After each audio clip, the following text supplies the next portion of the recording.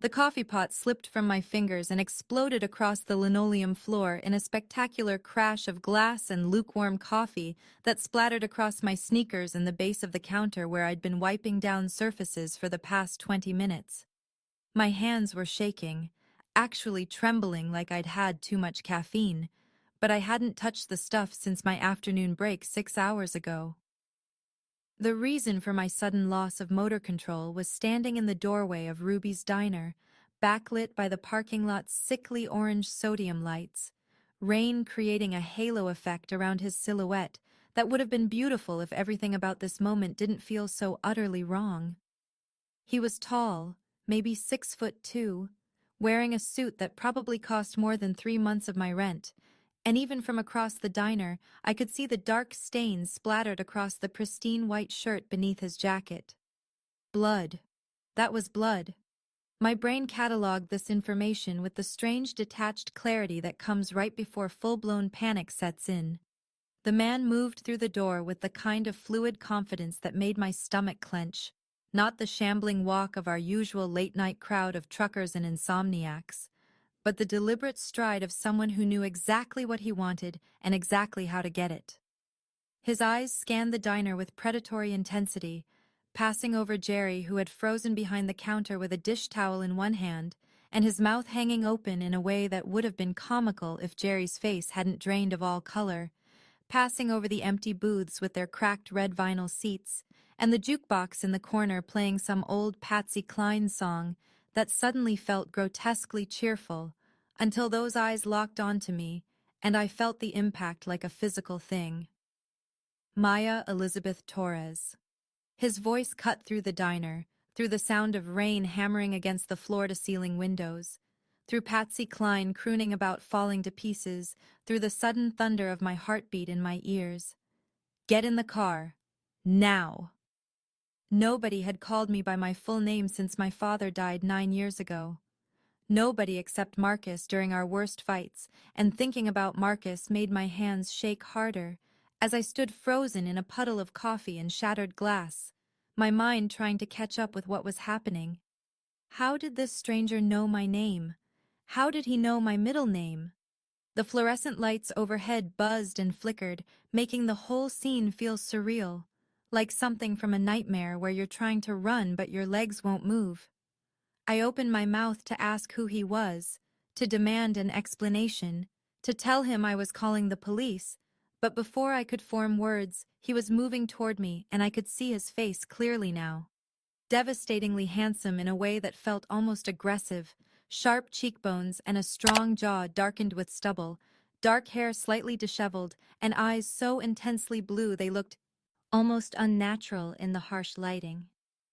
But it was the expression in those eyes that made my breath catch.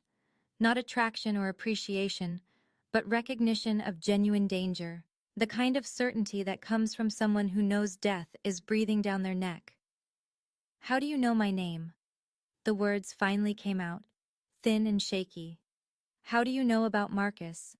Because even in my confused state, I understood that this had to be about Marcus somehow, my ex-boyfriend who I hadn't seen in 8 months, who I had a restraining order against, who was supposed to be in county jail for the next 2 years. Questions later. The stranger had reached me now, close enough that I could smell expensive cologne mixed with sweat and that metallic tang of blood. Survival now. He's already killed one person tonight looking for you. The world tilted sideways. Killed. Someone was dead. Someone died because they were looking for me. I haven't seen Marcus in 8 months, I said, and my voice sounded distant to my own ears. I have a restraining order, which means nothing to a man who just broke parole by beating his cellmate to death. Move! His hand shot out and grabbed my wrist, not painfully, but with undeniable strength, and that touch sent electricity racing up my arm even as my brain screamed at me to pull away, to run, to do anything except let this blood-splattered stranger drag me toward the door. But then I saw them. Headlights. Multiple sets of headlights coming down the street toward the diner, moving fast, too fast for the rain-slicked road. I could count them now. 3 trucks. Big ones. the kind Marcus's friends drove, lifted pickups with aggressive grills and light bars that could blind you if they got too close. The stranger followed my gaze, and I felt his grip on my wrist tighten. "Your ex-boyfriend just left county lockup 20 minutes ago," he said, and his voice had dropped lower, more urgent. "He's coming here with 5 men, and they're not here to talk." Behind the counter, Jerry made a small whimpering sound. The stranger's eyes flicked to him, then back to me. "Does he know anything? Jerry?" I looked at my manager, the 60-year-old man who'd given me a job when I was desperate, who let me take extra shifts when rent was due, who always pretended not to notice when I ate fries from the kitchen because I couldn't afford groceries. Jerry was shaking his head frantically, backing toward the kitchen, his face still that terrible bloodless white. "I knew Marcus had been bad news from the start, Maya," Jerry said, his voice cracking. "I tried to tell you. I swear I never told him your schedule or anything, but he used to come in here all the time asking about you after you broke up, and I thought he'd finally let it go when he got arrested, but oh God, oh Jesus." The headlights were closer now. I could make out the shapes of the trucks, could see shadows of multiple people in each vehicle. The lead truck's engine growled even through the sound of rain, and I knew that sound. Knew it in my bones because I'd heard it 1,000 times when Marcus would peel into my apartment parking lot at 2 in the morning, drunk and angry and looking for a fight. The coffee pot's remains crunched under my feet as the stranger pulled me toward the door. "We have maybe 45 seconds, he said, and there was no panic in his voice, just cold calculation. "My car is right outside. You get in, you stay down, you do exactly what I say." "I don't know you," I protested, even as my feet were moving, even as some primal part of my brain that predated language and civilization was screaming at me to run, to trust this stranger over the trucks bearing down on us. "I don't know your name. I don't know why you're here. I don't know anything except that you show up covered in blood, and now you want me to get in your car, and that's literally how horror movies start." "Dominic. His name is Dominic Kane, and you're going to know everything else soon enough. But right now you need to choose. Come with me and maybe live, or stay here and definitely die." "How is that a choice? It's not." He kicked open the diner door, pulling me out into the rain that immediately soaked through my uniform, the thin polyester that Ruby's made us wear in that awful shade of pink that washed out my already pale complexion. The parking lot's lights created orange halos in the downpour, and there, parked directly in front of the entrance in blatant violation of the fire lane, was a black Aston Martin that looked like it cost more than I'd earn in 5 years of slinging coffee and pancakes. The trucks were at the end of the street now, maybe 10 seconds away, and I could hear shouting, could hear Marcus's voice rising above the others, that familiar rage-filled bellow that used to make me hide in the bathroom with the door locked. "Maya!" Marcus was screaming my name. "Maya! Where the hell are you?" The stranger, Dominic, yanked open the passenger door of the Aston Martin with one hand while still gripping my wrist with the other. "Get in the car," he said again, and this time it wasn't a command, it was a plea. "Please." I looked back at the diner one last time, at Jerry's terrified face visible through the window, at the warm fluorescent glow that had been my whole world for the past 3 years, since I dropped out of nursing school and given up on having anything more than survival. I looked at the life I'd built from the wreckage of my father's death and my own failures, the small, safe existence of early shifts and late shifts and regulars who knew my name and tipped well and never asked for anything more complicated than extra cream in their coffee. Then I looked at the trucks screeching into the parking lot, at Marcus climbing out of the lead vehicle with 4 other men I didn't recognize, all of them moving with purpose, with violence written in every line of their bodies. Marcus had gotten bigger in county jail, more muscular, more dangerous looking, and the expression on his face when he spotted me standing next to the Aston Martin was pure, murderous rage. The choice, it turned out, wasn't really a choice at all. I threw myself into the passenger seat and Dominic slammed the door, racing around the hood to the driver's side as the first of Marcus's men reached the Aston Martin and slammed a fist against the window hard enough to make the whole frame shudder. The engine roared to life, a deep, throaty sound that vibrated through my entire body. And then we were moving, tires screaming against wet asphalt as Dominic threw the car into reverse, and then forward in a maneuver that should have been impossible in such a confined space, but somehow worked, sending us hurtling out of the parking lot and onto the street as Marcus and his men dove out of the way. "Get down," Dominic snapped, and I obeyed without thinking, curling myself into the footwell as something cracked against the rear window, a sound like a rock, or maybe a bullet, I couldn't tell. "Stay down, don't look up, don't move."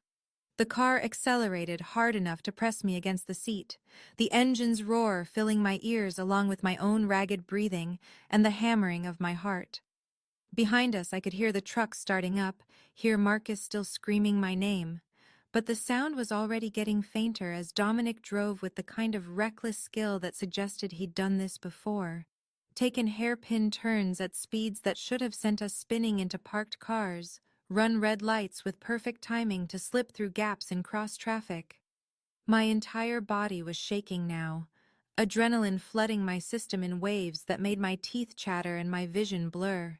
The footwell smelled like leather and that expensive cologne, and under it all the metallic scent of blood from Dominic's clothes, and I was acutely aware that I'd just gotten into a car with a complete stranger, that I'd abandoned my job and Jerry, and the only life I knew based on nothing but instinct and fear, that everything I thought I understood about my existence had just shattered, as completely as that coffee pot on the diner floor.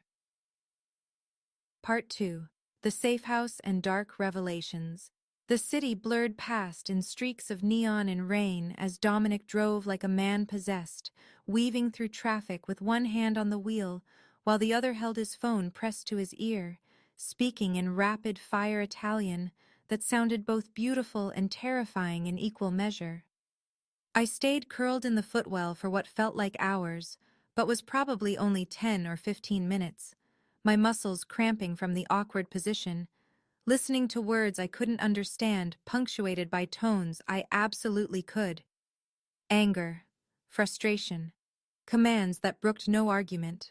He ended one call and immediately made another, then another, his voice never rising above that controlled intensity that somehow felt more dangerous than shouting. I risked lifting my head just enough to peek out the window and saw we'd left the industrial area around the diner far behind, now racing through downtown where skyscrapers stabbed into the storm-darkened sky. And even at this late hour, people walked the sidewalks under umbrellas, normal people going about their normal lives, completely unaware that a terrified waitress was hiding in the footwell of an Aston Martin fleeing from her psychotic ex-boyfriend and his gang of criminals. Dominic glanced down at me, his blue eyes catching the passing streetlights.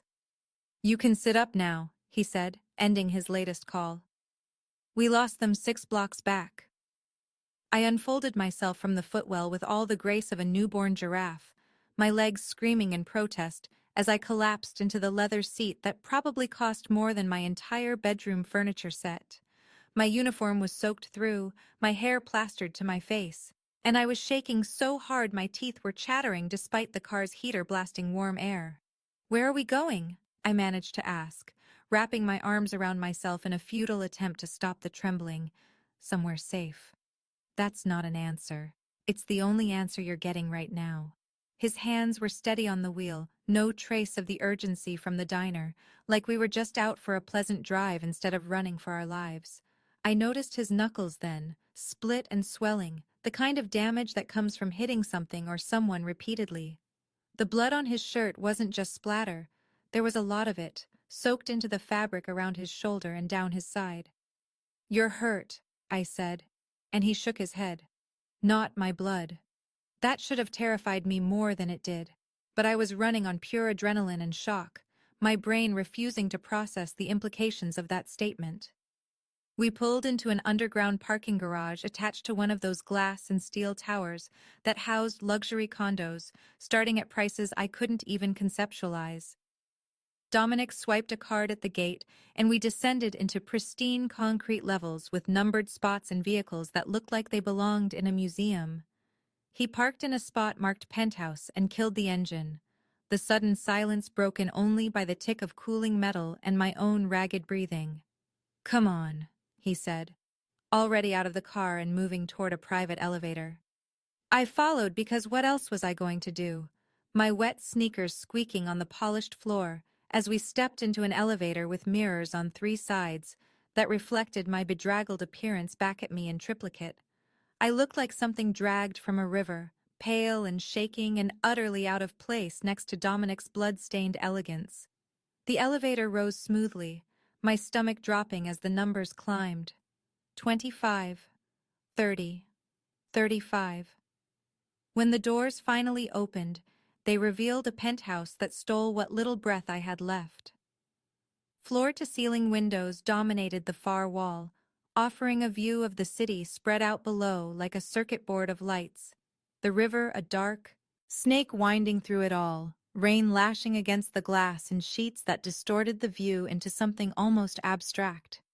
The space itself was all dark wood and leather and brushed steel, masculine and expensive but not ostentatious, everything perfectly placed and perfectly clean except for the casual way a gun sat on the marble kitchen counter, like it was a TV remote someone had set down and forgotten. My brain snagged on that gun, on the wrongness of it, on how normal it seemed to be there. Security monitors lined one wall near the entrance, showing multiple camera angles of the building's exterior, the parking garage, the elevator, even the hallway outside the penthouse door. This wasn't just a home, it was a fortress. Dominic moved through the space with familiar ease, shrugging out of his ruined suit jacket and tossing it over the back of a leather sofa before heading to what looked like a hidden bar cabinet that opened at his touch to reveal bottles of liquor that probably cost more than my car. He poured himself whiskey with those same steady hands, no tremor, no hesitation, the urgency from earlier replaced by calculated calm that was somehow more unnerving. I stood dripping on his hardwood floor, arms wrapped around myself, trying to process what was happening and failing completely. "This is insane," I said, my voice coming out higher than I intended.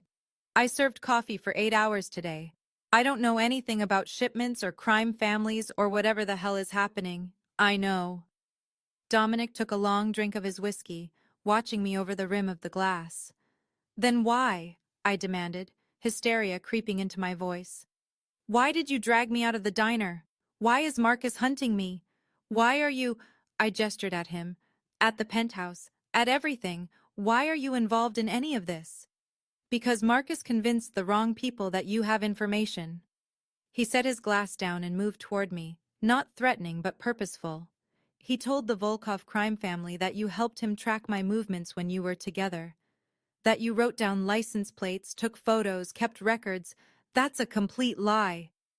My voice cracked and I realized I was crying, hot tears mixing with the rainwater still dripping from my hair. I was trying to figure out if he was cheating on me. Not— I stopped, the words piling up too fast. "Wait, how do you know what Marcus told them? How do you know any of this?" "Because I have someone inside county jail." Dominic's voice was matter-of-fact, like having informants in jail was perfectly normal. "And because I've been watching you for 3 weeks." The floor seemed to tilt under my feet. "You've been what?" "Watching you. Making sure you were safe. Making sure Marcus's stories about you were just stories and not actual intelligence gathering."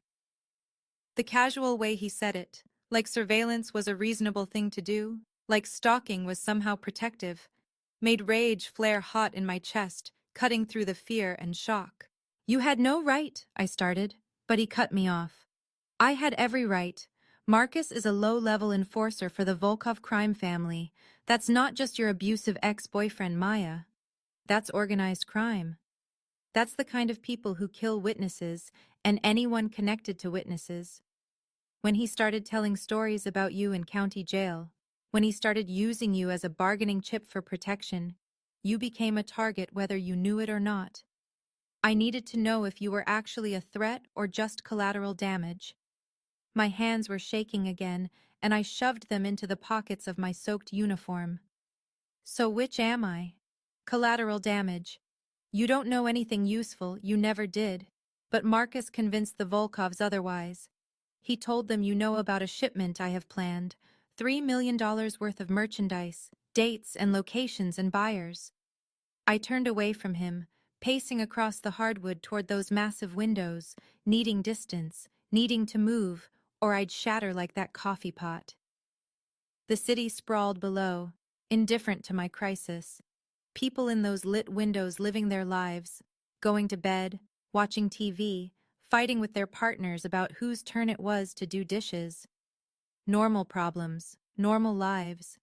And I was here, in a criminal's penthouse, being told I was being hunted for information I didn't have about crimes I didn't commit. I need my phone, I said, reaching for my pocket before realizing it was in my locker back at the diner. I need to call the police. I need to report Marcus for violating his restraining order and parole, and Dominic was already shaking his head, already moving toward me with that same gentle firmness he'd used in the diner. That would get you killed faster. No. I backed away from him, my spine hitting the cold glass of the window. No, the police can protect me. They can. Marcus called the police dozens of times when we were together, Dominic said quietly. Every time you reported his abuse, every time you got a restraining order, every time you tried to leave him. The Volkovs own half the police department, Maya. You call them, and you might as well paint a target on your back. You're lying.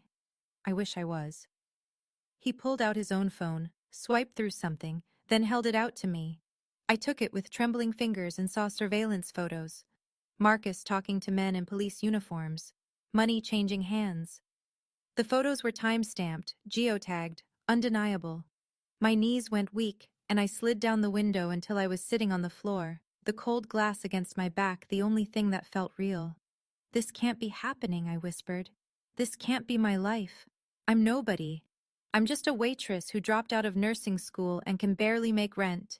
And the most exciting thing that happens to me is when someone tips over 20%.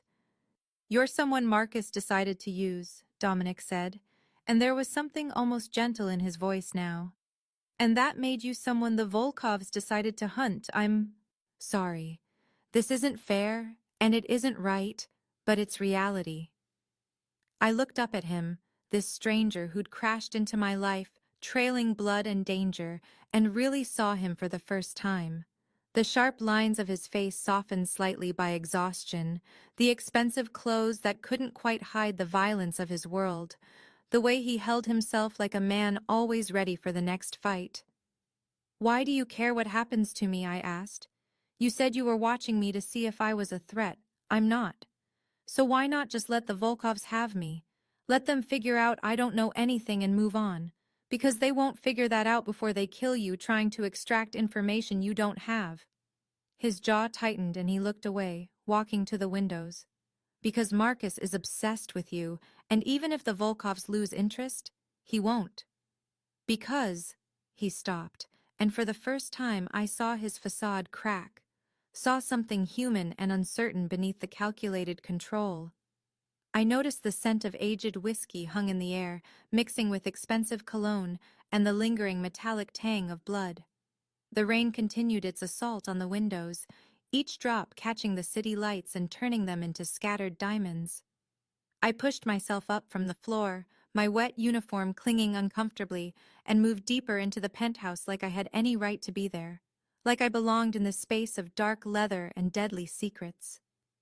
The gun on the kitchen counter drew my eye again, and I picked it up before I could think better of it, the weight of it foreign and terrible in my hands. Dominic tensed, his hand moving automatically toward his waistband before he registered that I wasn't pointing it at him, just holding it like it was a poisonous snake I'd found in my path. "Do you know how to use that?" he asked carefully. "No." I set it back down, harder than I intended. the metal clanking against marble. I don't know how to use guns or fight crime families or survive in whatever world this is. I know how to make coffee and smile at drunk truckers and pretend my life isn't falling apart.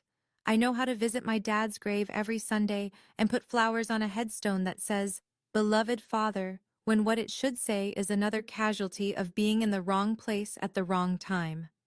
My voice was rising again, hysteria creeping back in. I know how to be nobody, Dominic. That's my skill set.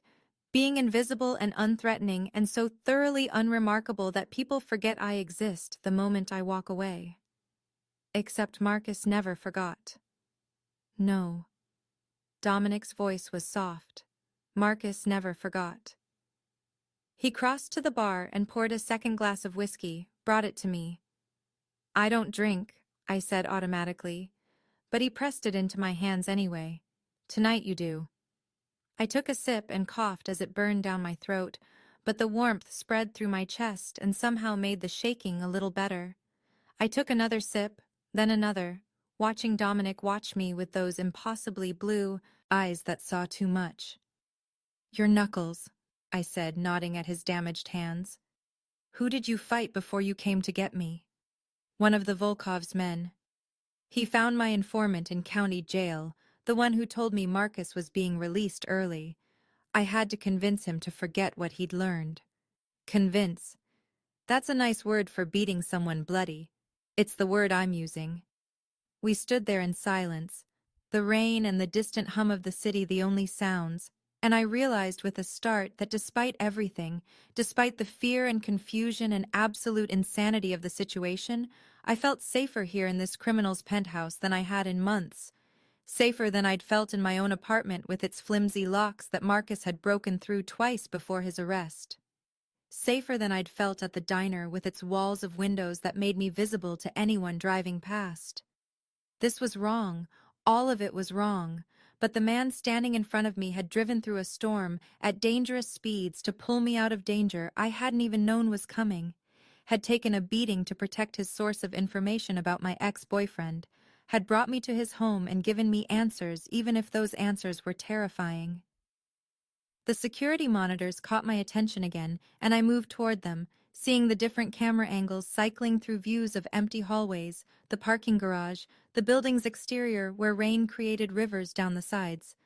How long? I asked. How long what? How long have the Volkovs been hunting me? Since Marcus made his deal 3 days ago. 3 days. I'd been a target for 3 days and hadn't known it. Had gone to work and served coffee and complained about sore feet and the broken ice machine, completely oblivious that my ex-boyfriend was trading stories about me to violent criminals in exchange for protection from other violent criminals. And you've been watching me for 3 weeks, I said, turning to face Dominic. Why? What made you start watching me before Marcus made his deal? That crack in his facade appeared again. That moment of uncertainty. And he turned back to the windows like the view of the rain-soaked city was suddenly fascinating. That's not important right now. Yes, it is. I moved closer, emboldened by whiskey and adrenaline and the surreal nature of the entire night. You don't just watch random people, even criminals don't do that. You had a reason. What was it? I needed to understand Marcus's connections, he said, but his voice lacked conviction. Needed to know if his relationship with you was genuine or strategic. That doesn't take 3 weeks to figure out. My heart was pounding again, but for different reasons now. Awareness crackling in the air between us like static electricity before a lightning strike. What aren't you telling me? Sleep was impossible even though Dominic had shown me to a guest room with a bed so comfortable it should have been illegal and given me clothes that smelled like expensive detergent and fabric softener, a t-shirt and sweatpants that hung loose on my frame, but were warm and dry, and nothing like my soaked uniform that now sat in a plastic bag in the bathroom.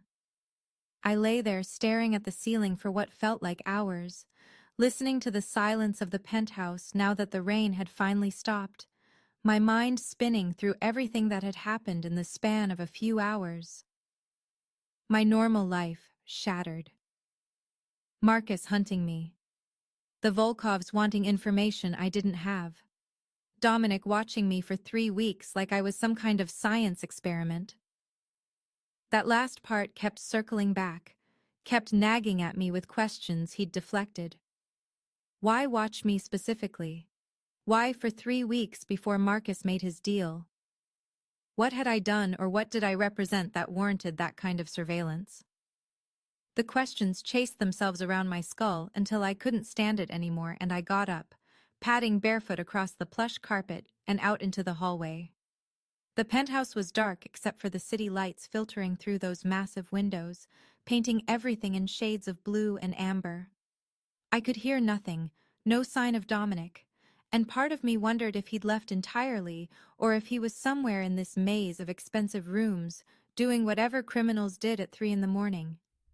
I moved through the space quietly, not quite sure what I was looking for, just needing to move, to do something other than lie there drowning in questions. The main living area led to a hallway I hadn't explored earlier, doors branching off on either side, and I tried each one carefully. A bathroom with marble counters and a shower that could fit 6 people.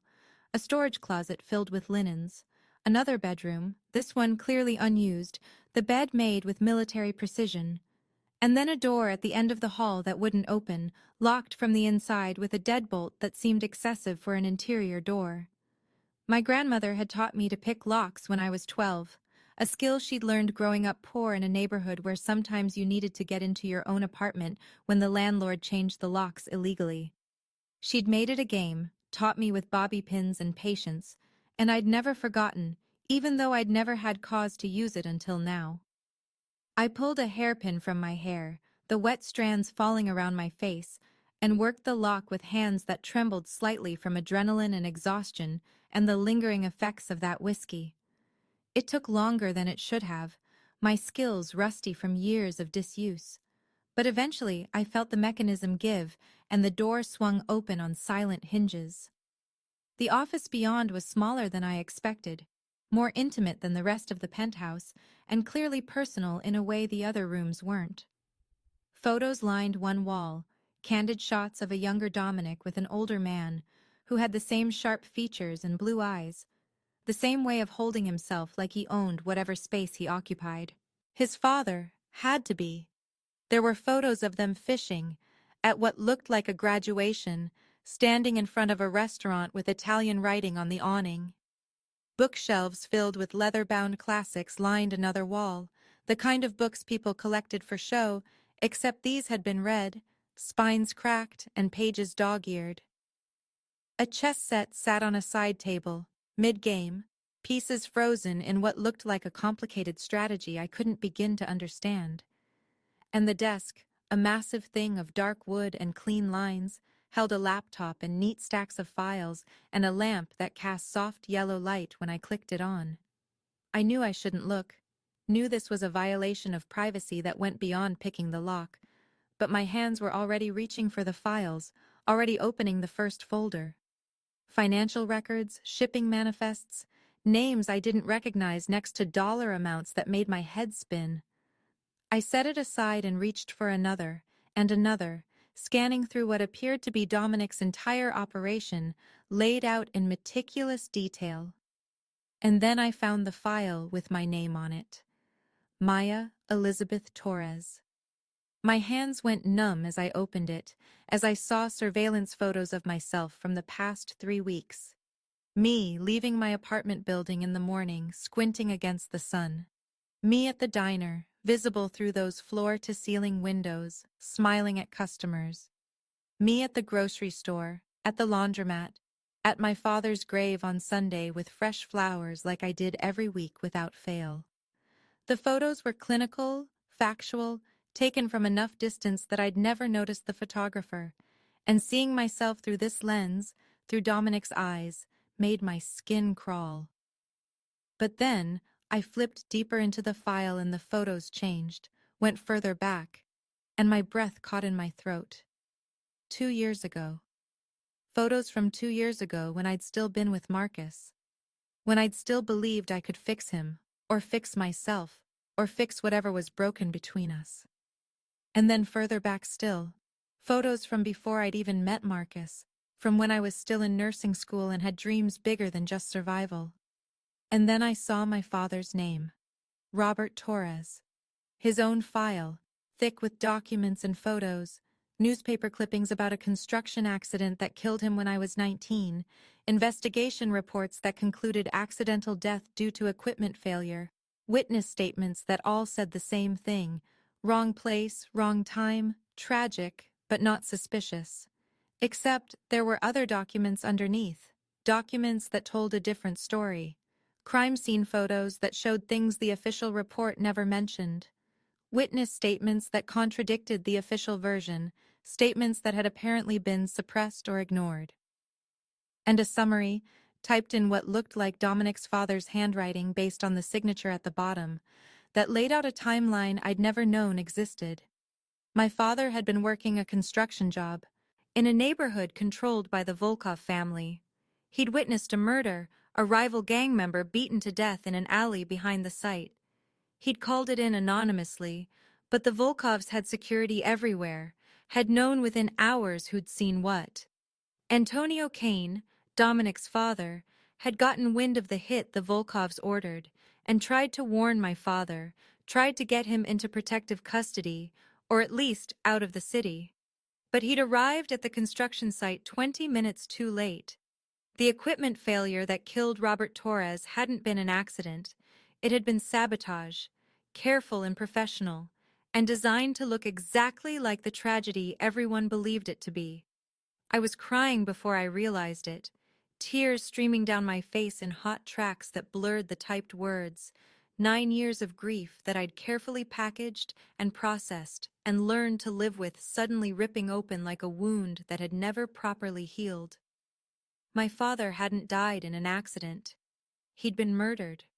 Murdered for doing the right thing, for calling in a crime, for being a good person in a world that punished goodness. The file slipped from my numb fingers and scattered across the desk, photos and documents spreading like accusations, and I heard myself making sounds that weren't quite sobs, but weren't quite screams either, raw animal noises of pain and rage that I couldn't contain. I don't know how long I stood there, drowning in it, before I heard the door open and Dominic's voice, quiet and careful. Maya. I spun toward him, toward this man who'd known, who'd had this information and kept it from me, and the rage crystallized into something sharp and deadly. You've been watching me for 3 weeks and didn't think to mention my father was murdered? My voice came out as a shout that probably woke the neighbors, not that this penthouse probably had neighbors close enough to hear.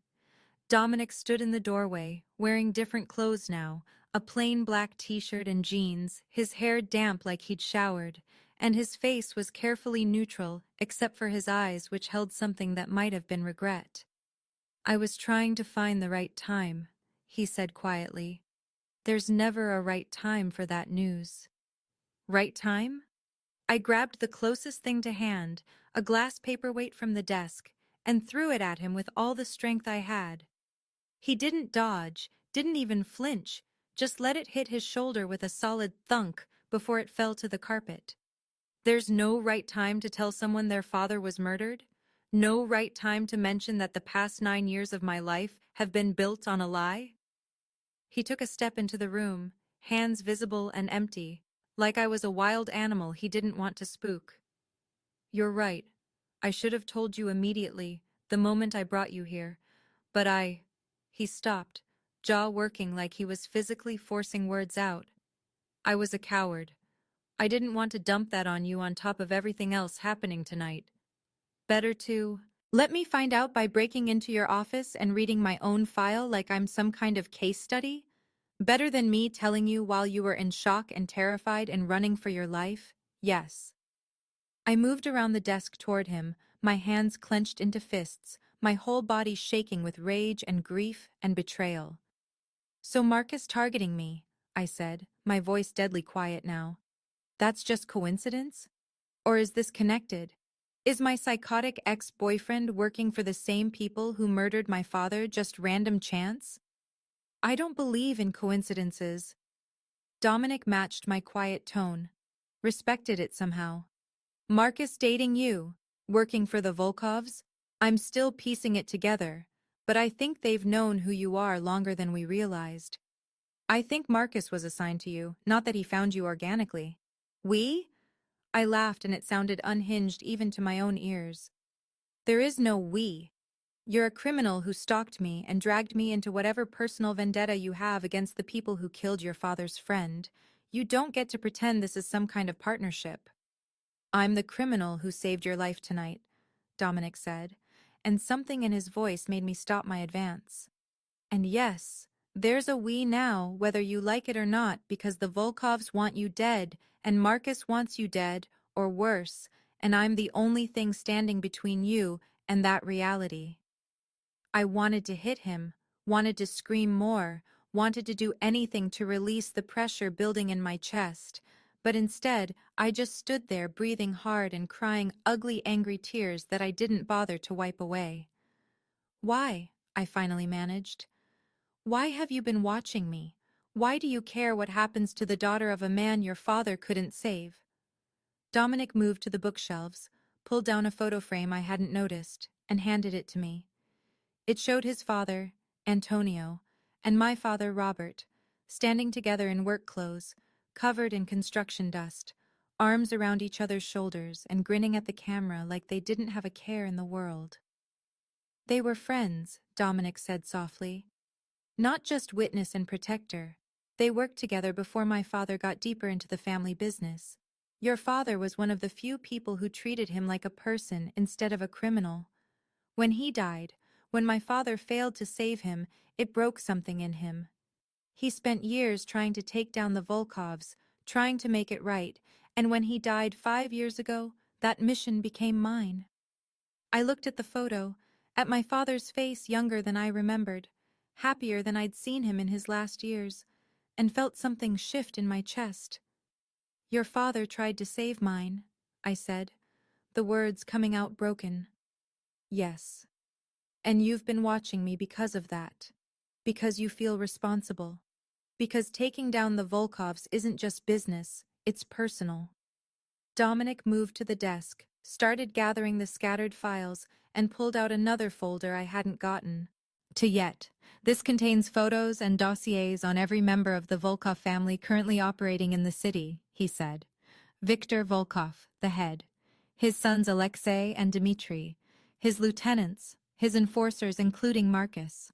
I've spent 8 years building cases against them, gathering evidence, cutting off their operations piece by piece. They're weaker now than they've been in decades, but they're also more desperate and more dangerous. He spread the photos across the desk and I found myself looking at faces, real, specific faces, instead of the abstract concept of a crime family. Victor was older, 60s maybe, with cold eyes and a face that suggested he'd done terrible things and slept fine afterwards. His sons looked like younger versions of him, brutal and entitled. And there was Marcus among the enforcers, his official photo making him look almost normal, almost like the man I'd fallen in love with before I'd learned what he really was. This is what you're up against, Dominic said. This is what we're up against. And I need you to understand that they won't stop hunting you just because you don't actually have information. They'll torture you trying to get information that doesn't exist, and when they finally believe you, they'll kill you anyway because you've seen too much, know too much about their organization through Marcus. I sank into the desk chair, my legs suddenly unable to hold me, and stared at the photos spread before me like tarot cards predicting a violent future. My father had been murdered by these people. My ex-boyfriend worked for these people. And now I was trapped in the middle of a war I hadn't known existed until tonight. The office smelled like old leather and paper, comforting scents that clashed with the horror of what I was learning. The chess set caught my eye again, and I gestured at it. Who are you playing against? Myself, Dominic said. It helps me think through strategy. What's the current position? I'm losing. He almost smiled, a ghost of expression that softened his face for just a moment. But I have a move that might change the game entirely. Let me guess, I said bitterly. That move involves me somehow. You're already involved, Maya. Marcus made sure of that when he told the Volkovs about you. But yes, if you're willing, if you choose to stay and fight instead of taking the new identity and money I offered, then you could help me finish what my father and your father started. How? I'm nobody. I'm a waitress who doesn't know anything about crime or fighting or whatever this is. You're someone Marcus is obsessed with, Dominic said. Someone he'll do stupid things to get to. Someone the Volkovs think has valuable information. That makes you bait and leverage and potentially the key to drawing them all out into the open where I can end this. I looked at him then. Really looked at him. This man who'd crashed into my life trailing blood and secrets. Who'd been watching me for weeks. Who'd saved my life and revealed my father's murder in the same night. He maintained his distance, leaning against the bookshelf with his arms crossed, giving me space to process, to decide, to be something other than a victim for the first time since Marcus had first raised his hand to me 3 years ago. The clock on the desk read 3:47 a.m. The city below was quiet. The rain stopped, the streets nearly empty. Somewhere out there Marcus was hunting for me. Somewhere the Volkovs were planning their next move. And here I sat surrounded by evidence of my father's murder and my own surveillance, being asked to choose between running and fighting, between safety and vengeance, between the life I'd known and something entirely different. I picked up the photo of my father and Dominic's father, two friends grinning in construction dust, and felt 9 years of carefully maintained grief transform into something harder and sharper. If I do this, I said, my voice steady now, if I help you take down the Volkovs, I need to know everything. No more secrets, no more protection from the truth. I need full information, or this doesn't work. Dominic nodded slowly. Agreed. And I'm not doing this to honor my father's memory, or because you feel guilty about not saving him. I'm doing this because those bastards took him from me and let me believe it was an accident for 9 years. I'm doing this because Marcus used me and hurt me and now wants to use me again. I'm doing this for me. Understood. Do you have any weapons training? I dropped out of nursing school, I said. But I spent 2 years learning anatomy and physiology. I know where to hurt people to make it count. Dominic's almost smile returned, fuller this time, with something like respect in his eyes. Then I think we have a we after all. We'd been going through the files for maybe 2 hours, Dominic walking me through each member of the Volkov organization with the patience of a teacher and the precision of someone who'd memorized every detail. When the security monitors erupted with movement and alarms started screaming through the penthouse with a sound that made my teeth ache. Dominic was on his feet instantly, moving to the monitors with that predatory grace I'd noticed in the diner, and I saw his face change, saw his usual control shatter into something raw and furious as he watched multiple figures breach the building's entrance. They found us, he said, and there was disbelief in his voice, genuine shock. Someone told them where we are. How many? I was up too, my heart already racing, adrenaline flooding my system for the second time in less than 12 hours. 6. Marcus and 5 others. His guards are engaging in the lobby. But, he swore in Italian, pulled a gun from a drawer in the desk, and checked the magazine with practiced efficiency. 2 are heading for the service stairs. They'll be here in less than 3 minutes. The penthouse that had felt like a fortress suddenly felt like a trap. All those floor-to-ceiling windows that showcased the dawn breaking over the city, now making us visible, vulnerable, exposed. Dominic was already moving, grabbing my arm and pulling me toward the door. We need to get to the parking garage, there's a car waiting. Vincent knows to be ready if anything goes wrong. But we didn't make it 3 steps before the distinctive crack of gunfire echoed up from below. Not the distant pops from the lobby, but close, right outside the penthouse door.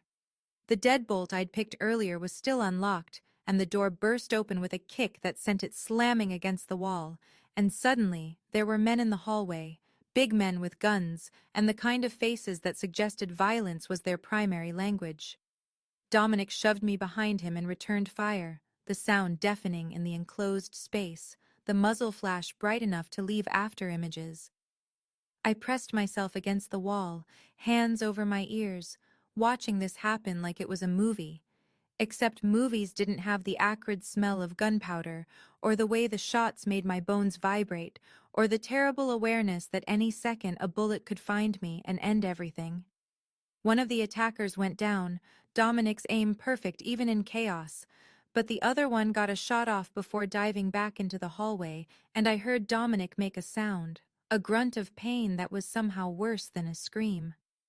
He staggered, his left shoulder blooming red, the gun wavering in his hand as he tried to maintain his position between me and the door.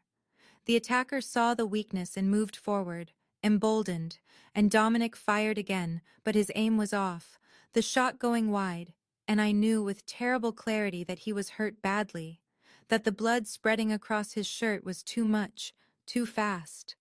He collapsed against the doorframe, still trying to aim, still trying to protect me, and something in my brain clicked over from terror to that cold clinical space I'd found in nursing school when we did emergency response training. I dropped to my knees beside him, my hands already reaching for his shoulder, and he tried to push me away. "Go," he said through gritted teeth.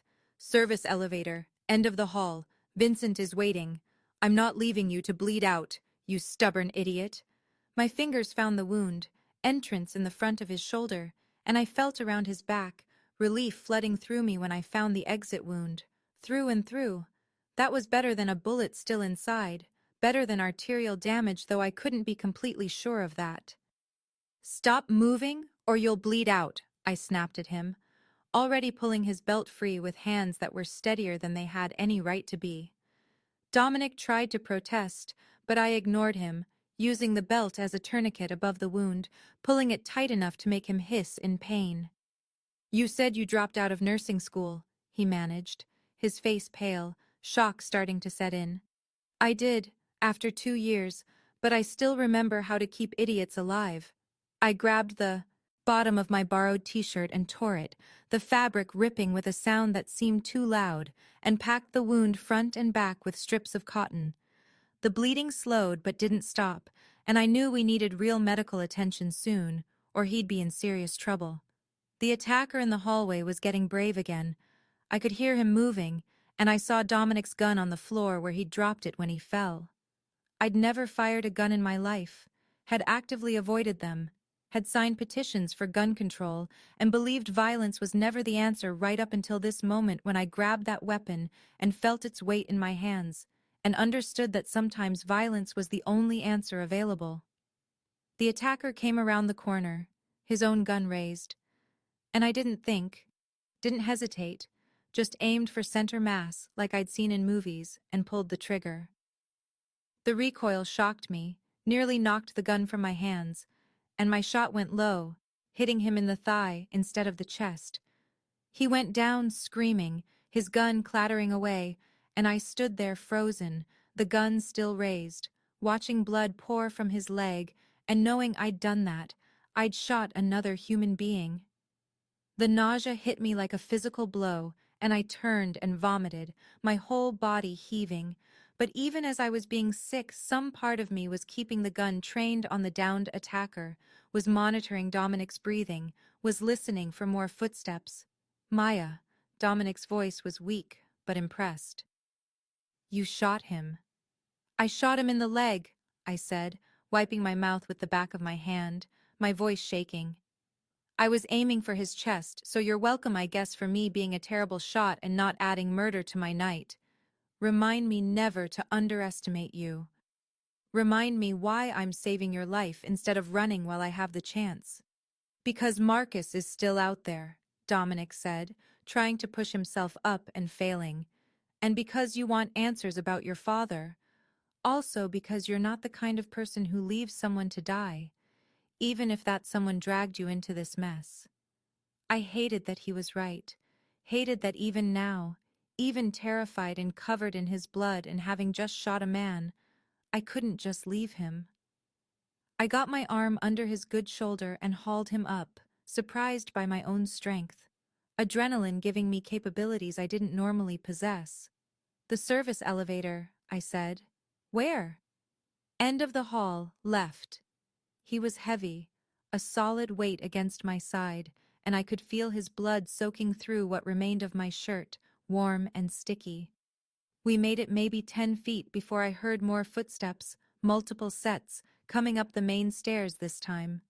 I dragged Dominic faster, his feet barely cooperating, and found the elevator exactly where he said, a plain steel door with a card reader. His wallet was in his back pocket, and I fumbled it out, found the card, swiped it with trembling fingers. The elevator opened with a cheerful ding that seemed obscene, given the circumstances, and I shoved Dominic inside, jabbing the button for the parking garage. The doors started to close, and I saw men round the corner, saw Marcus at the front of the pack, his face twisted with rage when he spotted me. Maya! He roared, and the sound of my name in his mouth made my skin crawl. You can't run from me. Watch me, I said, and the doors closed on his furious face. The elevator descended in what felt like slow motion, numbers ticking down, and I eased Dominic to the floor, checking his makeshift bandages. The bleeding had slowed to a seep, but his face was gray, his breathing shallow, shock definitely setting in now. Stay with me, I said, patting his cheek maybe harder than necessary. You don't get to die after I just shot someone to save you. That's not how this works. Noted, he mumbled, and I saw him fighting to stay conscious, saw the effort it took. The elevator reached the parking garage and opened onto concrete and fluorescent lights, and a man standing beside a nondescript sedan, weathered and 50s with kind eyes that went wide when he saw us. Vincent, Dominic said, or tried to say, but it came out slurred. Vincent was already moving, helping me get Dominic into the back seat, his hands gentle despite his obvious urgency. Miss Torres, he said, and I was too far gone to wonder how he knew my name. Where are we going? Not a hospital, I said, my nursing school training overriding panic. They'll report a gunshot wound and we'll have police everywhere. I need somewhere with medical supplies, somewhere that won't ask questions. I have a friend, Dr. Sarah Chen. She runs a veterinary clinic in the industrial district. She patches up fighting dogs and looks the other way. I gave him the address, praying Sarah was still at the same location, praying she'd help even though we hadn't spoken in 6 months. Vincent drove with controlled speed, not slow, but not fast enough to attract attention, and I climbed into the back seat with Dominic, keeping pressure on his wound, monitoring his pulse which was too fast and too thready. His eyes kept trying to close, and I kept making him open them, kept talking to him about anything, everything, the weather and the city passing by, and how he better not die because I had questions and he'd promised me answers. The penthouse that we'd left behind was probably swarming with Marcus and his men by now, that beautiful space with its expensive furniture and security monitors transformed into a war zone. I thought about the files still scattered across the desk in Dominic's office, evidence of years of work against the Volkovs, evidence of my father's murder. I thought about the photos on the wall, Dominic and his father fishing and smiling, normal moments captured before everything went wrong. I thought about the chess game, mid-play, Dominic losing but planning a move that might change everything.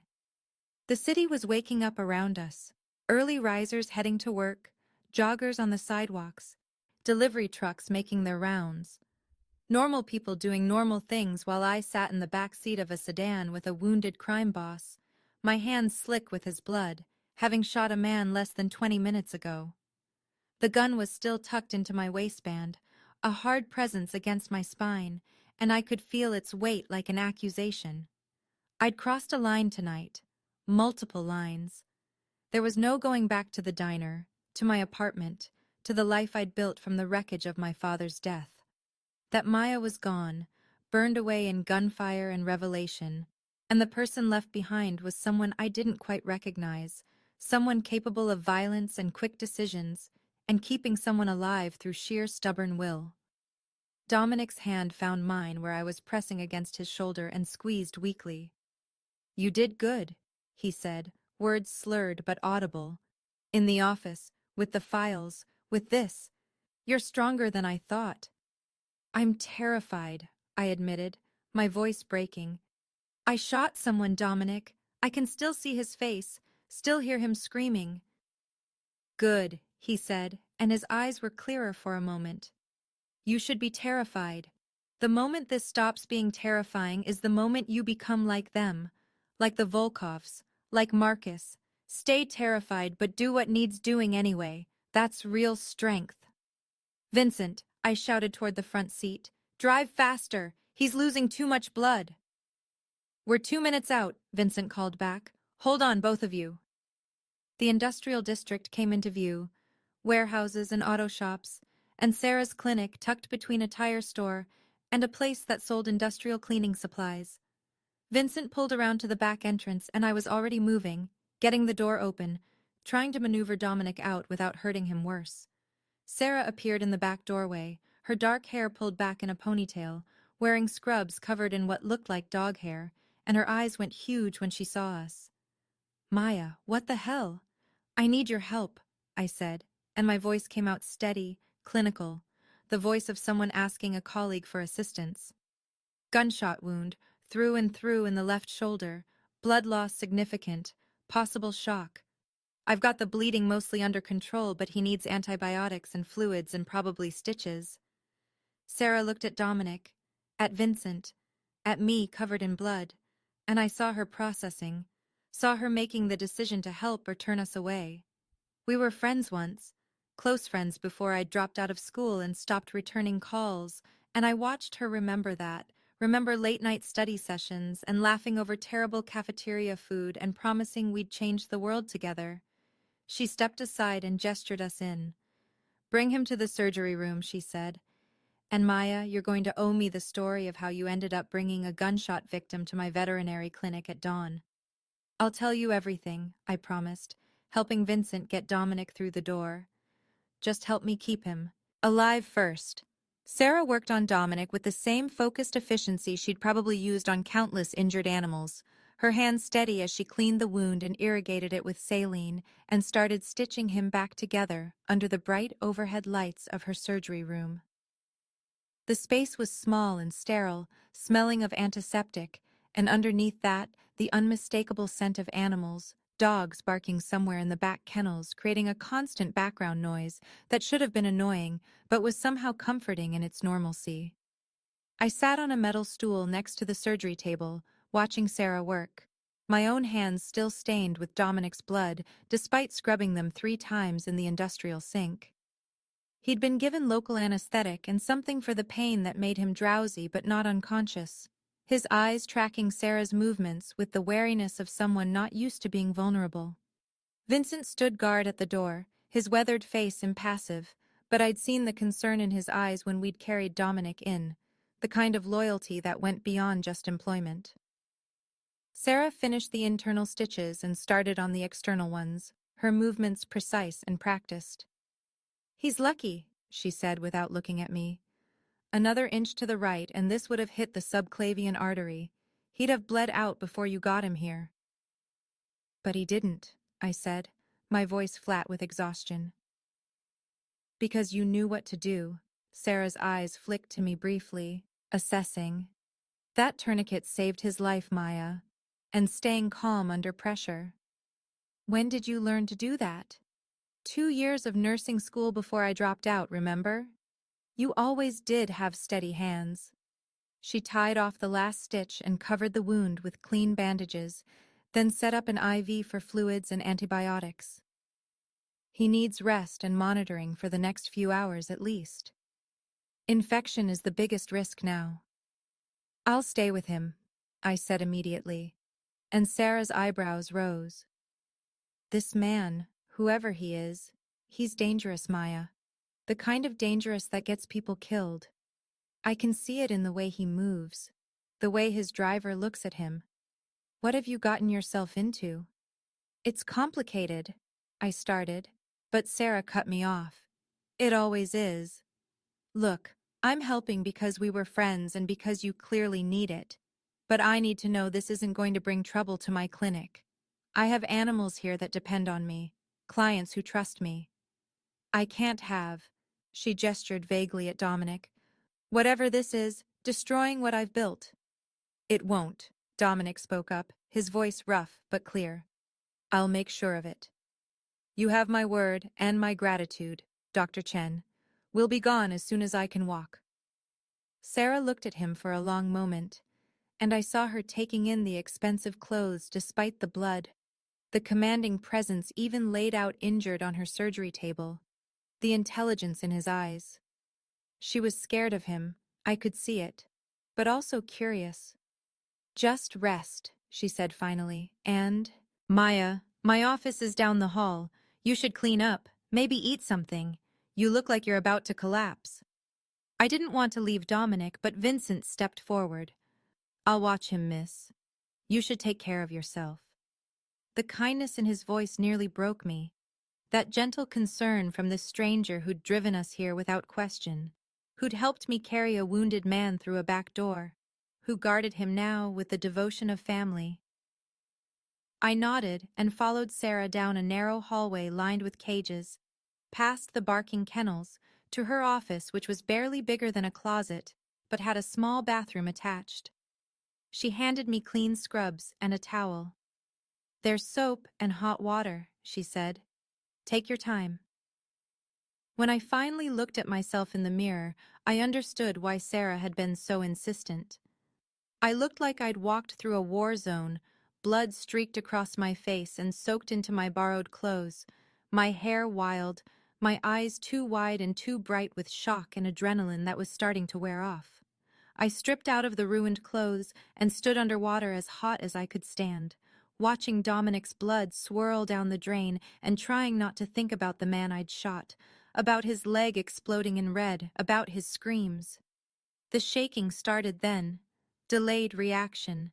My whole body trembling so hard I had to sit down in the shower and wrap my arms around my knees and just breathe through it. Eventually the water ran cold and I forced myself up, dried off, pulled on Sarah's scrubs that smelled like detergent and were 2 sizes too big. My phone was still in the pocket of my ruined pants and miraculously undamaged, and I stared at it for a long moment before making the decision I'd been avoiding. I needed to know if Jenna was okay. Jenna had been my best friend since high school, had been there through my father's death and nursing school and the nightmare of dating Marcus, had helped me move out when I finally left him, had brought me groceries when I couldn't afford them, and never made me feel like charity. She deserved to know I was alive, even if I couldn't tell her where I was or what was happening. I stepped outside the clinic's back entrance into morning light that felt too bright, too normal, the city waking up around me with people heading to work and cars streaming past on the nearby road, everyone going about their ordinary Friday like the world hadn't tilted sideways. I dialed Jenna's number, and she answered on the 3rd ring, her voice thick and wrong. Maya, oh God, Maya, are you okay? I'm okay, I said, relief flooding through me at the sound of her voice. I'm safe. I just needed to hear your voice, to make sure you were... The words died as I registered how she sounded, pain and something else, fear maybe. Jenna, what's wrong? He came here, she said, and started crying. These horrible wet sobs that made my stomach clench. Last night, around midnight, Marcus came here looking for you. He had men with me, Maya, 4 or 5 of them, and they broke down my door and he was so angry, so crazy, demanding to know where you were. No. The word came out as a whisper, horror dawning cold and terrible. Jenna, no. I told him you'd left town, that you'd called me scared and said you were going to stay with your aunt in Colorado, but he didn't believe me. He kept asking, and when I wouldn't change my story, She sobbed harder. He beat you, I finished, my voice dead, guilt crushing my chest so hard I couldn't breathe. He hurt you because of me. I'm in the hospital, Jenna said, trying to sound brave and failing. 3 broken ribs, a concussion, my jaw is fractured. The doctors say I'm lucky he didn't do worse, that if my neighbor hadn't called the police when she heard the screaming, he might have killed me. But Maya, He's obsessed. He kept saying you belonged to him, that he'd find you, that no one could take you away from him. You need to run. You need to get as far from here as possible. I'm so sorry. The words felt pathetically inadequate, tears streaming down my face now, hot and angry. Jenna, I'm so sorry. I never meant for— It's not your fault, she interrupted, her voice firm despite the pain. That psycho is responsible for his own actions, not you. Where are you? Are you safe? I'm safe, I repeated, looking back at the clinic where Dominic lay recovering, where Vincent guarded him, where I'd shot a man to protect him, and I'm going to make sure Marcus never hurts anyone again. I promise you that, Jenna. I promise on my father's grave that I'm going to end this. Maya, don't do anything stupid. Just run. Just disappear. I have to go, I said, my voice steady now, the grief and guilt crystallizing into something harder and colder. I'll call you when this is over. Be safe. Take care of yourself. I love you. I love you too, Jenna whispered, and I ended the call before I could break down completely. I stood there in the morning light, my best friend hospitalized because Marcus was hunting me, and felt something fundamental shift inside my chest. The scared waitress who'd hidden in the footwell of Dominic's car was gone, burned away completely now, replaced by someone capable of rage and violence and cold calculation. Dominic had been watching me through the window, I realized when I turned back toward the clinic. I could see him through the glass, still on the surgery table, but propped up slightly now, his eyes tracking my movement, and I knew from the expression on his face that he'd seen my conversation, had watched my transformation from guilty and crying to something else entirely. I walked back inside, past the barking dogs, down the hallway to the surgery room where Sarah was checking Dominic's vitals and Vincent still stood guard. Sarah took one look at my face and quietly excused herself, pulling Vincent with her despite his protest, giving us privacy. Your friend, Dominic said, and it wasn't a question. In the hospital. Broken ribs, concussion, fractured jaw. Marcus beat her trying to find me. His jaw tightened, muscle jumping beneath the stubble. I'm sorry. Your apologies don't fix her bones, I said, moving to the metal stool beside his table. Your apologies don't undo what Marcus did to her, to me, to my father, to everyone he's touched. But your resources might. Your connections and your vendetta against the Volkovs might actually do something useful. Dominic watched me carefully, and I could see him reassessing, seeing me differently now just as he had when I'd shot the attacker at the penthouse. What are you saying, Maya? I'm saying I want in, all the way in, not as bait, not as leverage, not as the helpless victim you need to protect, as a partner. He was quiet for a long moment, then reached toward the side table where someone had placed his phone. He pulled up something, showed me the screen. A bank account with a balance that made my vision blur. $500,000, he said. I can have this transferred to an account in your name within the hour. Add to that a new identity, documents, passport, everything you need to disappear. Go anywhere in the world, start fresh. Be someone Marcus and the Volkovs can never find. You'd be safe. That's option 1, I said, my voice flat. What's option 2? You stay. You help me destroy Marcus and the Volkovs completely. You use that nursing training and whatever else you've got to become someone they never see coming. It's dangerous. It could get you killed, and there's no guarantee we succeed. But if we do, you get justice for your father, for Jenna, for yourself. And maybe, he paused, his eyes holding mine, maybe you get something else too. What else could I possibly want from this nightmare? Peace, Dominic said quietly. Real peace, not just running and hiding and looking over your shoulder for the rest of your life wondering if they found you. The kind of peace that comes from ending the threat permanently. I looked at him lying there bandaged and vulnerable, this crime boss who'd been watching me for 2 years, who'd crashed into my life to save it, who'd been shot protecting me. How much of watching me was business, I asked, my voice careful, and how much was something else? You want honesty? Always. He smiled slightly, wincing at the movement. I could have assigned someone else to watch you after I identified you as Robert Torres's daughter. I have people for surveillance, good people who wouldn't have been noticed. I didn't.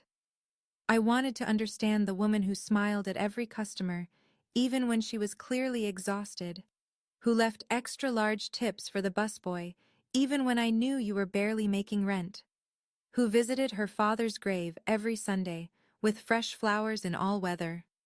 I wanted to know how someone who'd lost so much could still find small kindnesses, could still rebuild. That's creepy and romantic in the most disturbing way possible, I said, but I felt something warm unfurl in my chest despite everything. That's accurate, he agreed. I've been called worse. So what's your choice, Maya? Safety or war? I stood up, paced the small surgery room, aware of Dominic's eyes following me, aware of Vincent outside the door probably listening, aware of Sarah somewhere in her clinic wondering what kind of storm I'd brought to her doorstep. I thought about Jenna in a hospital bed, about my father in his grave, about Marcus's face twisted with rage, about the Volkovs who'd built an empire on violence and corruption.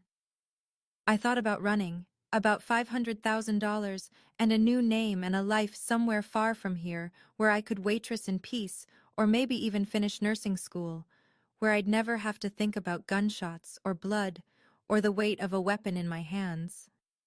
And I thought about staying, about using everything I'd learned in the past 12 hours, about becoming someone capable of fighting back instead of just surviving. The choice wasn't really a choice at all. I choose burning their whole operation to the ground, I said, turning back to face Dominic. But I'm not your damsel or your responsibility or your pet project. I'm your partner, or this doesn't work. Equal information, equal say in decisions, equal risk. Dominic's smile widened despite the obvious pain it caused him. Those are bold terms for someone with no experience in this world. I'm a fast learner, I shot back, and I've got motivation you can't buy. Plus, I already proved I can keep you alive and shoot someone when necessary, so I'd say I'm bringing valuable skills to the table. He laughed, actually laughed, then groaned and pressed a hand to his bandaged shoulder. Don't make me laugh, it hurts. But yes, partners, equal footing, though I reserve the right to argue with your decisions if I think they'll get you killed. Same, I said, and held out my hand. He took it, his grip firm despite his weakness, and the touch sent electricity racing up my arm, just like it had in the diner, though this time it meant something different. This wasn't a stranger dragging me to safety. This was a partnership forming, an alliance built on shared enemies and shared loss, and something else neither of us was quite ready to name. The handshake lasted longer than professional, his thumb brushing across my knuckles before he released me, and I saw something in his eyes that made my breath catch. So what happens now? I asked, trying to ignore the flutter in my chest. Now you learn everything, Dominic said. The Volkov organization, their operations, their weaknesses, Marcus's patterns and obsessions, how to fight, how to plan, how to survive. And then we use you exactly the way they expect, as bait, except this time, the trap closes on them instead of us. When do we start? As soon as I can stand without passing out. His eyes were already closing, exhaustion and medication pulling him under. Rest now. We'll need you sharp for what comes next. I watched him drift off, his breathing evening out, and felt the weight of my choice settle over me like a cloak. No going back now, no return to normal life. I'd chosen war over safety, vengeance over peace, and partnership with a criminal over running away. Sarah appeared in the doorway, her expression concerned. He's stable, she said quietly. Should sleep for a few hours. You should too, Maya. You look dead on your feet. I can't, I said. But even as I spoke, I felt the exhaustion crashing over me in waves. Sarah pulled over another stool, set it next to mine. Then at least sit down before you fall down. And Maya, whatever you've decided to do, whatever war you're planning, be careful. That man in there? She nodded at Dominic. He's dangerous, but he looks at you like you matter. That's either going to save you or destroy you. Maybe both, I said, and settled onto the stool to keep watch over the man who'd become my partner in the span of a night, while outside the window the city continued its ordinary Friday, unaware that somewhere in a veterinary clinic 2 people were planning to burn down an empire. The plan was simple in theory and terrifying in execution, which Dominic explained was the nature of most good plans, as we sat in Sarah's office 3 days after the attack on the penthouse. 3 days of him recovering enough to stand without swaying and me learning everything he could teach me about fighting and weapons and the specific ways the Volkovs operated. Sarah had let us stay despite her obvious discomfort, her clinic becoming our temporary headquarters, while Vincent coordinated with Dominic's remaining loyal men and ran background checks on everyone in the organization trying to identify who'd betrayed our location. The answer had come back yesterday. A lieutenant named Peter who'd been on Dominic's payroll for 6 years, but had family in Russia that the Volkovs threatened, and Dominic's face when he learned the name had been terrible to witness, betrayal cutting deeper than any bullet. Peter was gone now, disappeared, and I didn't ask what that meant because some answers I wasn't ready for yet. The plan was to use me as bait exactly the way Marcus and the Volkovs expected, to draw them out into the open where Dominic's men would be waiting. But the location had been my idea, and Dominic had initially refused before I'd argued him down. Ruby's Diner, where this had all started, where Marcus used to come during our relationship and sit in booth 7, drinking coffee and watching me work with eyes that I'd thought were love, but now understood were possession. It was public enough that Marcus would feel confident, symbolic enough that he wouldn't be able to resist, and it belonged to my old life in a way that would make him think I was trying to return to it, trying to escape Dominic's world. Jerry had agreed to open the diner after hours when I'd called him, his voice shaking with fear but loyal enough to help despite everything, and now it was Friday night again, exactly 1 week since that first night when Dominic had crashed through the door and pulled me into this nightmare. I stood outside the diner in the parking lot, where those orange sodium lights created the same halos they always had, wearing jeans and a plain shirt with a wire taped between my shoulder blades, and tried to steady my breathing. Dominic stood next to his Aston Martin parked in the same illegal spot by the entrance, his arm still in a sling, but his eyes sharp and focused. "You don't have to do this," he said for the 10th time. "We can find another way." "There is no other way," I replied, my hands clenched into fists to stop their shaking. "Marcus won't stop hunting me until he's dead, or I am, and the Volkovs won't stop until they get what they think I know. This ends tonight." His good hand caught my wrist, gentle but insistent, pulling me close enough that I could smell his cologne and see the worry in his blue eyes. "If anything goes wrong, if he hurts you before we can intervene, I'll never forgive myself." "Then don't let anything go wrong," I said, trying for confidence I didn't feel. "You've got men on every roof, in every building with a sight line to this diner. Vincent is in the kitchen with Jerry. Your FBI contact has agents ready to move in when the Volkovs show. We've planned this down to the second." "Plans fall apart the moment they meet reality," Dominic said, but he released my wrist. "Just remember everything I taught you. The pressure points, the escape moves, how to break a hold. And remember that you're stronger than he ever gave you credit for." I nodded and turned toward the diner before I could lose my nerve, walking through that door and hearing the familiar chime that had marked the beginning and end of so many shifts. The space looked different and exactly the same, the red vinyl booths showing their age in the harsh fluorescent light, the jukebox silent and somehow ominous in its stillness. The smell of burnt coffee and old grease that had once been comforting, now making my stomach turn. Jerry was visible through the kitchen window, his face pale but determined, and I knew Vincent was back there with him, armed and ready. I slid into booth 7, the same booth where Marcus used to sit, and waited.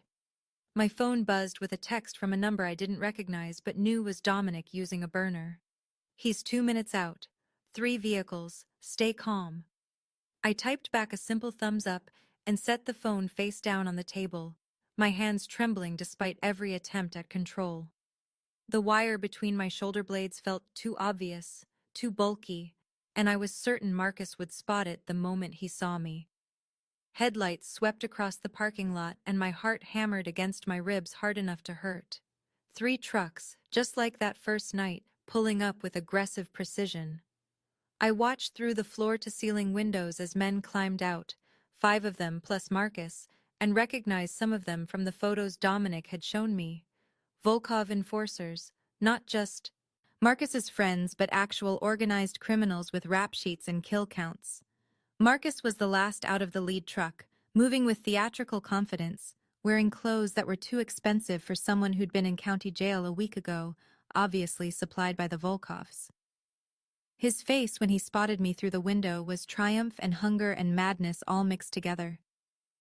The door chimed and they entered, Marcus in front, his men fanning out to cover exits and sightlines with professional efficiency that terrified me more than anything else. These weren't amateurs, these were trained killers, and suddenly the plan felt impossibly fragile. "Maya," Marcus said my name like a prayer and a curse. "I've been looking everywhere for you." I stayed seated, kept my voice level, even though every instinct screamed at me to run. "You found me. Sit down, Marcus. We need to talk." "You think you're in control here?" He laughed, high and manic, but moved toward the booth. "You think because you've been playing house with Dominic Kane for a week that you're somehow different? You're still mine, Maya. You'll always be mine." "I was never yours," I said quietly. "I was your victim." "There's a difference." One of his men moved closer, a big guy with a scar across his jaw, and I recognized him from the penthouse attack, recognized him as someone who'd shot at us. Marcus waved him back and slid into the booth across from me, close enough that I could smell the cologne he'd always worn, the scent that used to make me feel safe before I learned what he really was. "You think you're better than me now," he said, reaching across the table to touch my face. I jerked back instinctively, and his expression darkened. "Running with Dominic Kane, playing at being a criminal, shooting my men. Yeah, I heard about that. You shot Tommy in the leg at the penthouse. Never thought you had it in you." "He was using you," Marcus continued, his voice taking on that reasonable tone he'd used during our relationship right before the violence started. "Dominic Kane was using you to get to me, to get information about the Volkovs. You're just a pawn to him." "No," I said, my voice steady now, anger burning through the fear. "You used me." "Dominic gave me the truth. There's a difference." "The truth?" Marcus's laugh was ugly. "What truth? That your daddy witnessed a murder and got himself killed? That you're so pathetic you fell for the first guy who showed you attention after your father died? That you're nothing without someone stronger protecting you?" Every word was designed to hurt, to cut, to reduce me back to the scared girl I'd been when we were together. But I'd spent the last week learning who I really was, what I was capable of, and his words bounced off like rain on glass. "I wanted safety," I said. "Peace. A normal life. You destroyed all of that. And now I'm going to make sure you never destroy anyone else's." Before Marcus could respond, the door chimed again, and 2 men entered wearing expensive suits and expressions of cold assessment. Volkov representatives had to be here to ensure the exchange went according to their plan. Marcus tensed, clearly not expecting them, and I realized he'd been playing his own game, trying to grab me before the Volkovs could take me for interrogation. The taller of the 2 men spoke with a thick Russian accent. "Mr. Reeves, we had an agreement. You deliver the girl to us, we pay you, and give you the protection you requested. This looks like a negotiation, not a delivery." "I love her," Marcus said, and the desperation in his voice was pathetic and terrifying. "I just want to talk to her, convince her to come with me.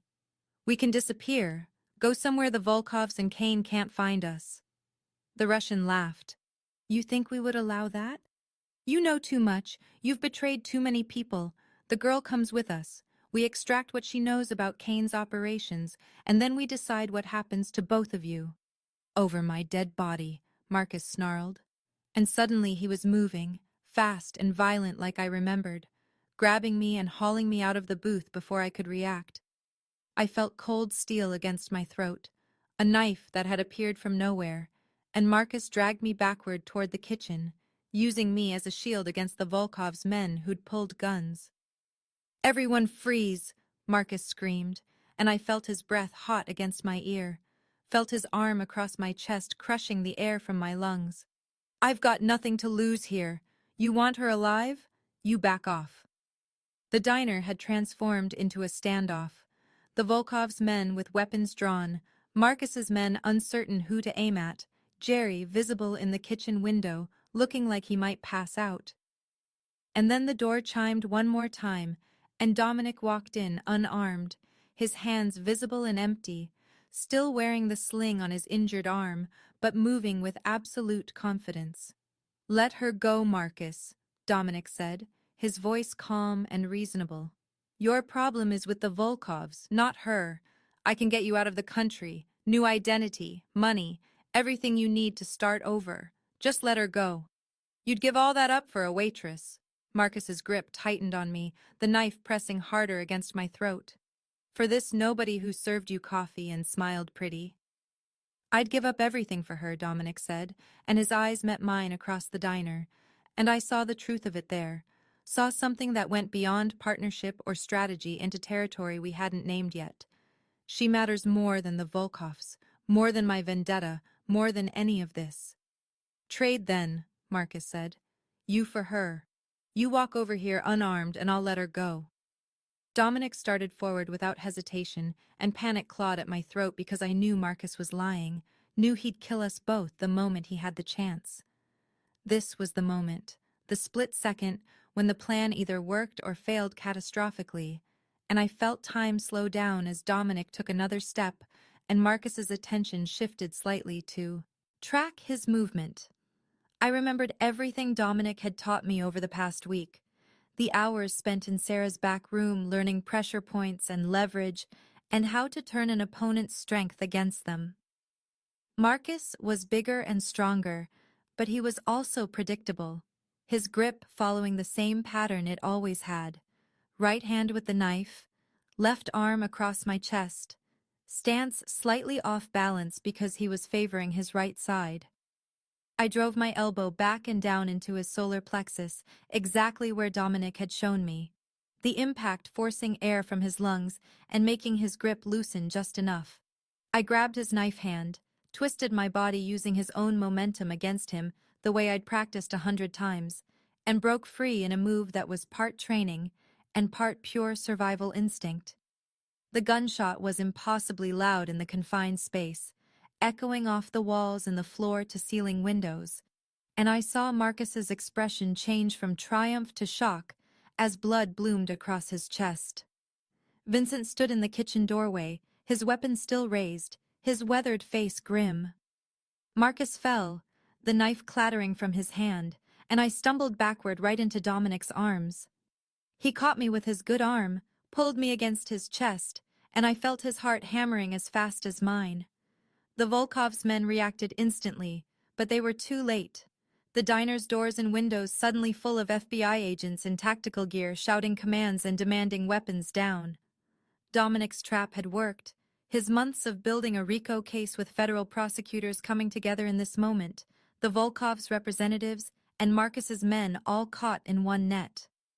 I watched it happen from the safety of Dominic's embrace, watched the Russians go down in a tackle of federal agents, watched Marcus's men surrender or try to run only to find exits blocked, watched Marcus himself lying on the floor, bleeding out onto the same linoleum where I'd dropped that coffee pot a week ago. I should have felt something, grief or horror or guilt, but all I felt was exhaustion and relief, and the grim satisfaction of knowing he'd never hurt anyone again. Dominic guided me outside as the FBI swarmed the diner, as ambulances arrived and crime scene tape went up, and Jerry gave his statement with Vincent standing protectively nearby. The parking lot was chaos, red and blue lights painting everything in strobing colors, rain starting to fall in a repeat of that first night, washing blood from the asphalt where one of Marcus's men had been taken down trying to flee. The Aston Martin sat exactly where Dominic had parked it, and we moved toward it like sleepwalkers, the adrenaline draining away and leaving us hollow. Behind us, Ruby's Diner's neon sign flickered, the R barely hanging on, casting pink light across the wet pavement. "You can still have that normal life," Dominic said quietly, his good arms still around my waist like he couldn't quite let go. I meant what I said about the money and new identity. "You're free now, Maya, truly free. The Volkovs are finished, Marcus is dead, the FBI has everything they need. You could walk away from all of this." "Normal is overrated," I said, turning to face him fully, rain plastering my hair to my face and soaking through my clothes. "I'd rather have truth, and apparently I'd rather have you." "This life isn't easy," he started, his expression serious. "There will be more danger, more complications. The FBI cooperation doesn't mean I'm suddenly legitimate. It just means, shut up and kiss me before I change my mind," I interrupted, and pulled him down with my hand fisted in his shirt. The kiss was everything the past week had been building toward, desperate and relieved and real in a way that nothing else had been. He kissed me like I was precious and dangerous in equal measure, like I was the thing he'd been watching for 2 years finally within reach. And I kissed him back, like he was the answer to questions I hadn't known I was asking. When we finally broke apart, both breathing hard, the rain had intensified to a downpour that hammered against the Aston Martin's roof and ran in rivers across the parking lot. FBI agents were still processing the scene, loading the Volkov's representatives into vehicles, wheeling Marcus's body out on a stretcher covered with a sheet. My old life was ending right there in that diner, the place where I'd served coffee and smiled at customers and pretended I was fine, and my new life was standing in front of me, soaked and injured, and offering me a partnership that went beyond just taking down criminals. "So what happens now?" I asked, my hands still gripping his shirt. "Now we figure out what comes next," Dominic said, brushing wet hair from my face with gentle fingers. "The FBI will need statements. There's cleanup from the penthouse attack. We need to rebuild the organization without the betrayers. And you need to decide what role you want in all of it." "I already decided," I reminded him. "Partners, remember? Equal footing." He smiled, real and warm despite everything. "Partners," he agreed. "Though I reserve the right to worry about you constantly and argue when you want to do something unnecessarily dangerous." "Same," I said, and kissed him again because I could. Because we'd survived. Because choosing him and this complicated, dangerous life felt more right than any decision I'd made since my father died.